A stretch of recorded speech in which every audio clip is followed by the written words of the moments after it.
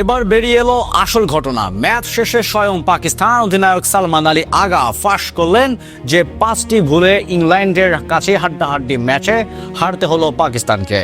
পাল্লেকেলের সেই উত্তেজনাপূর্ণ মাঠে যেখানে কয়েক ঘন্টা আগে ছিল হাড্ডাহাড্ডি লড়াই, আজ পুরো পাকিস্তান ক্রিকেটই সমর্থকরা বসে আছে একটাই প্রশ্নের কাছে: কিভাবে হার হলো সেই ম্যাচ?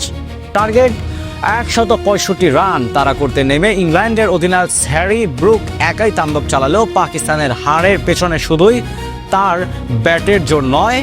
ম্যাচ শেষ হতেই সাংবাদিকদের মুখোমুখি হন পাকিস্তান অধিনায়ক সালমান আলী আগা। চোখে গভীর হতাশা, কণ্ঠে চাপা দীর্ঘশ্বাস। তিনি সরাসরি বললেন, এই হার কোনো একাডেমিক পরাজয় নয়, এই হার এসেছে কয়েকটি বড় ভুলের ধারাবাহিকতায়, যা ইংল্যান্ডকে জয়ের সুযোগ দিয়েছে। তো বন্ধুরা, এই ম্যাচে পাকিস্তানের হারার পিছনে ছিল সবচেয়ে বড় 5টি ভুল, যা আপনাদের আমরা প্রমাণ করে দেখাতে যাচ্ছি। চলুন শুরু করা যাক। প্রথম ভুল, ইনিংস শুরুতেই ওপেনিংয়ের ধাক্কা। মাত্র 3য় ওভারেই প্রথম বলেই সাজঘরে ফেরেন সাইম আইয়ুব। এরপর অধিনায়ক নিজে মাত্র 5 রান বলে ফিরে যান। পাওয়ার প্লেতে এই ধাক্কাই প্রথম বড় সমস্যা তৈরি করে। দ্বিতীয় ভুল, মধ্যম ইনিংসে জুটি গঠনের সময় যে আক্রমণাত্মক পরিকল্পনা করা উচিত ছিল সেটি স্থির আর ধীর হওয়ায় সুযোগ কাজে লাগানো যায়নি।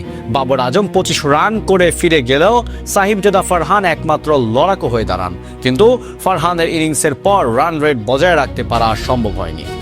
তৃতীয় ভুল, শেষ দিকে উইকেটের নিয়ন্ত্রণ হারানো। ফখর জামান, সাদাব খান, উসমান খান চেষ্টা করলেও ঠিক সময়ে বড় শট মেরে ইংল্যান্ডকে চাপ দিতে পারেননি। লড়াইয়ের শেষ মুহূর্তে 8 রান প্রয়োজন আর হাতে ছিল 2 উইকেট, কিন্তু সঠিক চাপে কোনো দৃঢ় পরিকল্পনা কাজ করেনি।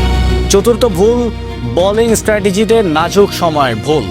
লিয়াম ডুসন, জোফরা আর্চার, জেমি ওভারটন তাদের স্পেল ঠেকাতে না পারাই ইংল্যান্ডকে আবার ম্যাচের নিয়ন্ত্রণ দেওয়ার সুযোগ করে দিয়েছে। প্রতিটি উইকেটের পরে পরিকল্পনার ঘাটতি ম্যাচের ধারা বদলেছে। এবং পঞ্চম ও শেষ ভুল, মানসিক চাপ সামলাতে ব্যর্থতা। ম্যাচের শেষ দিকে ফিল্ডাররা দৌড়েছে, খেলোয়াড়রা চেষ্টার পরও আগের ভুলের চাপ সামলাতে পারেনি। এই 5টি ভুলের প্রভাবেই হ্যারি ব্রুক একাই শতক তুলে ইংল্যান্ডকে সেমিফাইনালে পৌঁছে দিয়েছে। সালমান আলী আগা আরও যোগ করেন, আমরা জানি এই হারের ব্যর্থতা আমাদের নয়, আমাদের পুরো পরিকল্পনার ফল।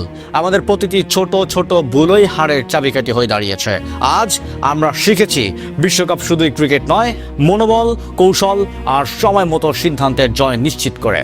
শুধু খেলোয়াড়রাই নয়, সমর্থকরাও আজ এই স্বীকারোক্তি শুনে একইভাবে শান্ত হয়েছেন, কারণ অধিনায়ক নিজের ভুল স্বীকার করেছেন, দলকে দায়মুক্ত করেছেন এবং শিখতে হবে, এটাই আন্তর্জাতিক ক্রিকেটের কঠিন বাস্তবতা।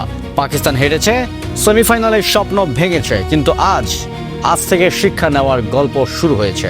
সালমান আলী আগার এই স্বীকারোক্তি যেন এক বার্তা। ভুল হলে স্বীকার করতে হবে আর পরের লড়াইয়ের জন্য তৈরি হতে হবে। পাকিস্তানের এই হারের দিনও এই আবেগ ক্রিকেটের দর্শকরা কখনো ভুলবে না। এটা শুধু হারের গল্প নয়, এটা একটি দল, একটি অধিনায়ক আর একটি দেশের হারের পরেও দৃঢ় থাকার প্রমাণ। পাকিস্তান হেরেছে, সেমিফাইনালের স্বপ্ন ভেঙেছে, চোখে ধোয়া আর মনে বিশাল শূন্যতা, কিন্তু আজকের এই হারের মধ্যে লুকিয়ে আছে আগামী দিনের শক্তি। সালমান আলী আগার স্বীকারোক্তি 5টি ভুলের শিক্ষার সঙ্গে পাকিস্তানের ক্রিকেট ফের প্রস্তুত। একদিন এই ভুলগুলোই হবে তাদের নতুন শক্তি। আজকের রাত কষ্টের, আজকের হার ভারী, কিন্তু পাকিস্তানের প্রতিটি খেলোয়াড়, প্রতিটি সমর্থক জানে এ দলের গল্প এখানে শেষ নয়। ব্যর্থতার মাঝেও লড়াই থেমে যায় না, মনোবল ভাঙে না, আশা নিঃশেষ হয় না। এখানে শেষ নয়, আজকের এই আঘাতই আগামী দিনের প্রস্তুতি হিসাবে আগামী দিনের জয়ের আগুন। পাকিস্তান আজ হেরে গেল, কিন্তু তারা ফিরে আসবে আরও শক্তিশালী, আরও সাহসী, আরও অভ্যস্ত, আর ম্যাচের প্রতিটি মুহূর্তকে নিজেদের ফায়দায় ব্যবহার করবে। কারণ ক্রিকেট শুধু হার জয়ের খেলা নয়, এটা শিখবার, শক্ত হয়ে উঠার, আবার উঠার খেলা।